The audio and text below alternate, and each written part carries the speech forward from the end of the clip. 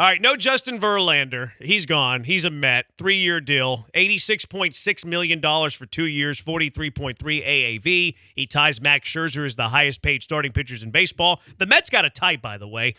Old starting pitchers that they pay a lot of money to. There's also the third-year option. We know the story. Verlander's gone. But if you had to label one guy that is currently on the Astros pitching staff, because you got 6 options here: Framber Valdez, Lance McCullers, Cristian Javier, Luis Garcia, Jose Urquidy, and the kid Hunter Brown. If you had to label one guy as the ace, who is the ace atop the Houston Astro rotation? I honestly think, and this might be the unpopular choice because I know the season that Framber had a year ago, I think Cristian Javier's stuff dictates to me that he could be the ace of this squad. And I think that when given the opportunity to start for an entire season and do what we saw him fully capable of doing in the playoffs, as good as Framber has been, a lot of times Framber has a tendency to let games be dictated by what goes on between his ears. And I think that cool, calm demeanor and the plus stuff that Javier brings to the table seemingly every single time he takes the mound, I honestly think that Cristian Javier, starting as soon as next season, could be the ace of the staff.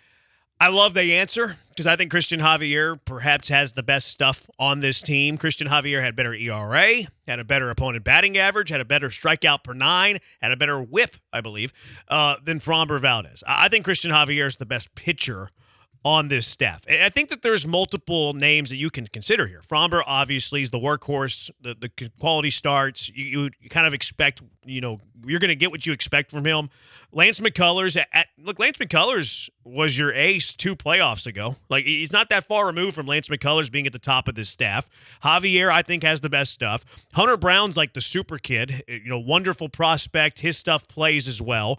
Jose Urquidy, you're probably not putting in the mix here. He's more of a middle of the rotation, back of the rotation type. Back of the rotation for this staff, middle of the rotation for pretty much any other team in baseball. And Luis Garcia probably in that same conversation, but a different style pitcher, or he's got plus stuff, but you don't expect him to go deep into games. Why I go Framber Valdez, though, is because a lot of times ace is more of a label than it is who is your best pitcher. A lot of times it's the guy who's the seasoned veteran, who's been with the team the longest, who's able to go deep into games. And I think that Framber Valdez, you kind of lean that way more than you would lean a McCullers who missed most of last year. Over a Javier, who I consider the most underrated pitcher in all of baseball, throws a no-hitter in a World Series game and still doesn't get the appreciation and love nationally that he well deserves. But because Framber's the elder statesman, Framber's been the quality start guy, Framber just finished high on the Cy Young Award list, Framber's going to go deep into games, I think Framber Valdez is the guy who you label the ace of this team. But I don't disagree with either. Cristian Javier could be the best of all of those guys. What do you think, Houston? 713-780-ESPN, 713-780-3776. I think Lance McCullers would like to have a word, but Unfortunately, from Lance McCullers' perspective, as good as he's been when he's been good, he's also been hurt and entirely too much. And so that kind of skews everything. And then the way he finished the season, as much as people say that might be the JV that we see going on for the rest of his career based on what we saw in the playoffs, there's some people that obviously have rightfully been concerned about the fact that whether he was tipping pitches or not, that the Phillies figured out some kind of cheat code for Lance McCullers that might spread, and he's got to figure some things out as he goes into next season and stay healthy. Sure. Yeah, I think that's why Lance McCullers wouldn't get that. In fact, I think if you put out a poll, I think most people would say Framber. I'm okay with the Cristian Javier answer. I'll be honest with you. I think that these conversations are silly. I think that whenever people are putting out their rotation of what the rotation should look, it should be Framber, it should be Lance, it should be Javier, it should be, Urquidy, Garcia, Brown. Answer, right?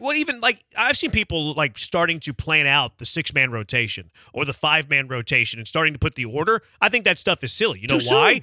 Too soon's one, but also they're all going to take their turn in the rotation. I don't care which one's starting day 1 and which one's starting day 4. Right. They're all going to start the same. Sometimes your old school manager also likes to space out righty-lefty, hard thrower, not as hard a thrower. Do those kind of things too. Matchups early in the season with whatever lineups you're facing. It could be a 2-game series. You play everybody now starting this season, so maybe you're playing a lineup more conducive to righty or lefty and vice versa, and then you do those things too. And because of analytics, people are going to overthink it to that level. But it's too soon to start talking about a rotation. Yeah. The fact that we're having a 2.5 to 3 ace candidate discussion means your pitching staff is damn good. People overrate the order. They're all going to start 1/6 of the time if it is a 6-man rotation. We're not trying to trade any more Astros starters, by the way. No, we're not trying to trade Urquidy for a catcher. We're not trying to trade Hunter Brown for Brian Reynolds. This is the Astros rotation. We're not trading any of these guys. No, but I think that, like I said, it's a luxury to have 3 guys you could possibly consider if you consider McCullers for his previous achievements. I think you can make a case for Hunter Brown.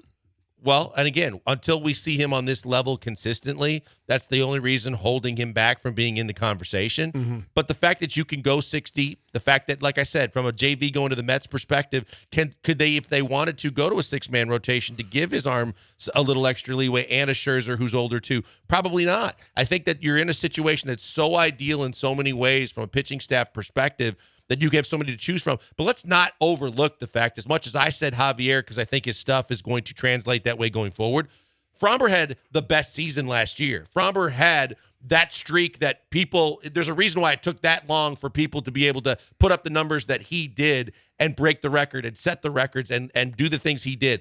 Framber's got unbelievable stuff. So you can't go wrong if you choose either one of those 2 guys. Mm-hmm. And the fact that McCullers could also even factor into the conversation means you're just that damn good. 713-780-ESPN. Who is the Astros ace?